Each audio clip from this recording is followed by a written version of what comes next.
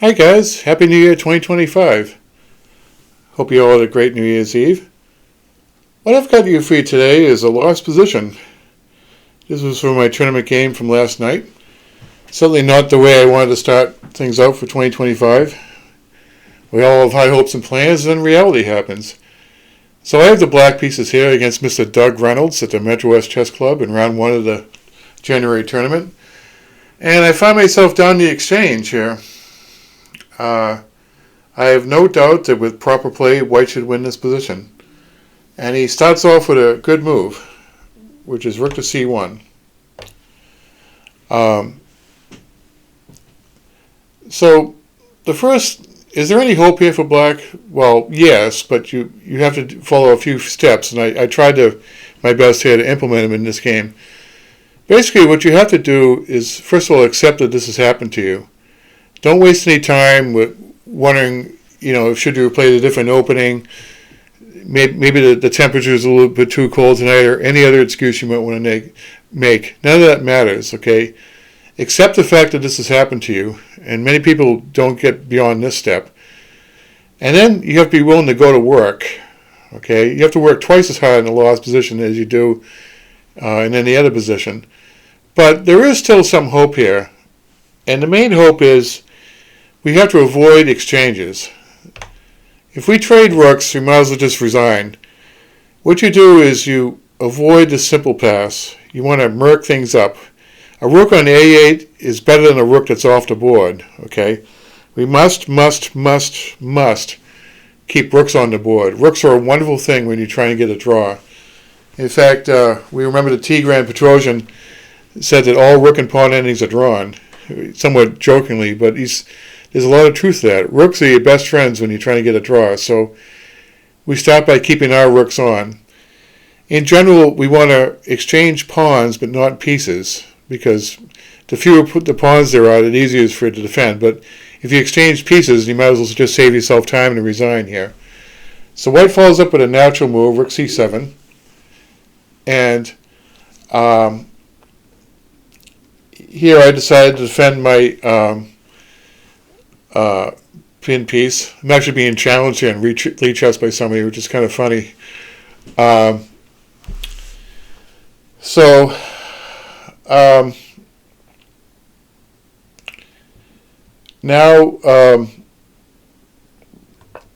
White offers another exchange of rooks, okay? And as I said before, we must keep rooks on the board, so there's really only one move worth considering, which is King D8, okay? As you can see, it's just a lot of work just trying to keep pieces on the board, but you accept that this has happened to you, and you do whatever it takes to avoid exchanging these rooks. Really, to avoid exchanging any piece if you can avoid it. So White plays A3 with the idea of B4. However, you've noticed I've drawn an arrow from the rook on C1 to the rook on C7. And I'd have to say that another exercise you can do when you're of a lost position, or really any other position, is take time out to consider things from your opponent's point of view. Like, I don't like this rook on C7. My teacher, Murray Turnbull, taught me that rooks are long-range pieces. You really don't want them up and close and personal with the enemy. Like a guy like Anatoly Karpov might, for example, consider a move. I don't know whether this is the best move or not, but instead of playing A3, he might consider a move like rook to C3, just getting the rook away from the enemy. Now, I don't know like if this would be the best move, but it at least avoids the danger that happens later in the game.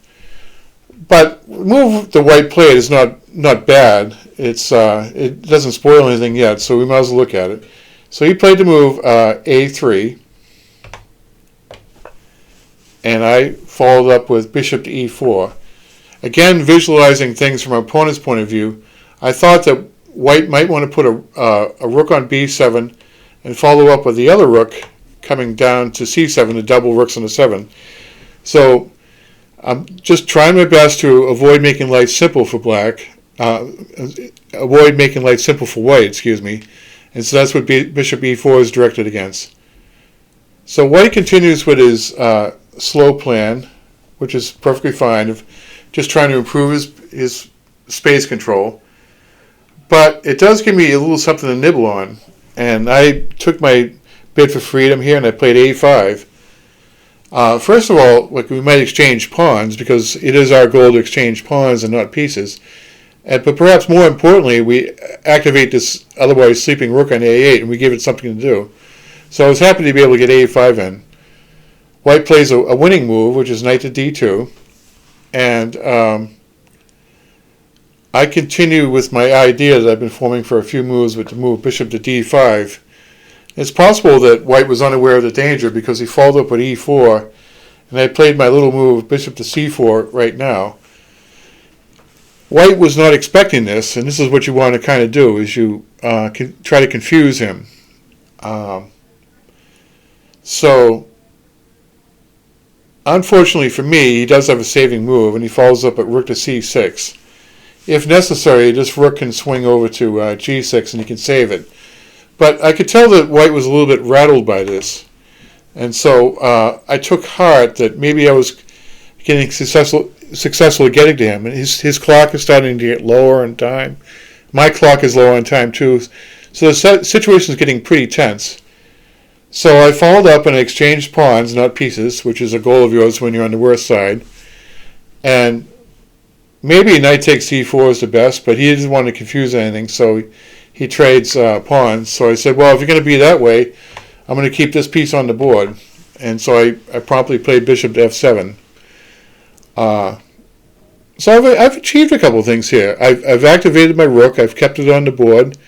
The rook has a nice a file that it can participate in now. And I've even traded a pair of pawns. So yes, I'm lost, but perhaps I'm a little bit less lost than I was before.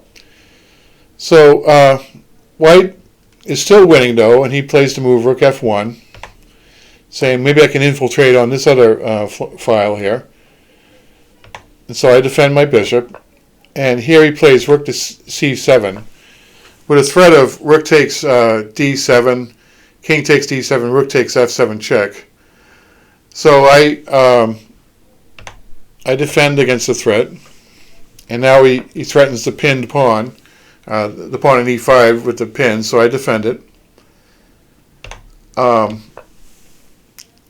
still lost, but I'm a little bit less lost than I was in the first position we looked at in this video. And here, white makes his mistake. This is my reward for trying to confuse the issue. He forgets that I can play this interference move, and this time it's a little bit more dangerous, because after bishop to c4, which is what I've been playing for all this time, white certainly notices the rook b7 doesn't help, because after king c6, he doesn't have any squares to the rook. So he decides to give up the exchange right away. And after knight takes check, king e6, knight takes c4, believe it or not, black is quite possibly not losing this position. The game might continue. B takes c4, rook takes c4, king e5, h3, rook a3, and remember what Petrosian said, all rook and pawn endings are drawn. I think that the fact that the two extra pawns are isolated helps black. I mean, don't get me wrong, white is clearly better, and this position is on a knife's edge between a draw and a loss. But it sure is a lot better than it was when we began this video. The game followed a somewhat different tack. White didn't pursue his best opportunity trying to win the game. And I managed to pull out a draw against Mr. Doug Reynolds. So I'm not... I don't know how to feel about this game. I'm unhappy I didn't win it, but on the other hand, I'm kind of proud that I drew the game when I was lost. So I guess drawing is better than losing, so I'll just take comfort in that and try to do a better job next time. But anyway, just by accepting the fact that these things have happened to you and avoiding piece exchanges and just trying to murk things up and having a good attitude and working really hard, maybe that's how we can approach trying to save lost positions. Anyway, thank you all for tuning in. I hope you have a great day. Take care. Bye.